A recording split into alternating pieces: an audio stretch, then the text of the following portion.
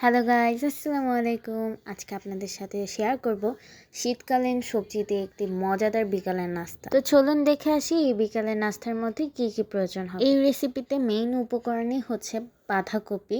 বাঁধাকপি ভালো করে কুচি কুচি করে নিতে হবে। এর সাথে পেঁয়াজ কুচি, কাঁচামরিচ কুচি, ধনিয়া কুচি, পরিমাণ মতো বেসন, চালের গুঁড়ো এবং আরও লাগছে হলুদের গুঁড়ো, মরিচের গুঁড়ো, ধনিয়া গুঁড়ো এবং লবণ দিয়ে বাঁধাকপি কুচিটাকে ভালো করে মিশিয়ে নিতে হবে মশলাগুলোর সাথে।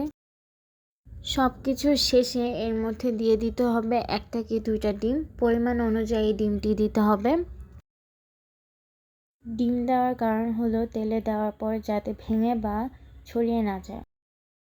এরপর মাখানো হয়ে গেলে চুলায় একটি কড়াইয়ে তেল দিয়ে গরম করে নিতে হবে। তেলটি গরম হয়ে গেলে একে একে পাকোড়াগুলো দিয়ে দিতে হবে।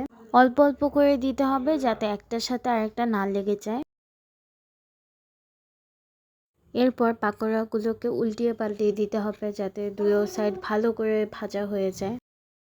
এরপর নেড়ে চেড়ে উঠিয়ে নিলেই তৈরি হয়ে যাবে আমাদের মজাদার এবং সুস্বাদু বিকালের একটি নাস্তা। আপনারা এটি বানিয়ে ট্রাই করতে পারেন। এটি আসলেই অনেক বেশি এবং এটি বাসায় থাকা অল্প উপকরণ দিয়েই তৈরি করে নেওয়া যায়। তো অবশ্যই ট্রাই করে দেখবেন এবং আমাদের চ্যানেলটির পাশে থাকবেন। আল্লাহ হাফেজ।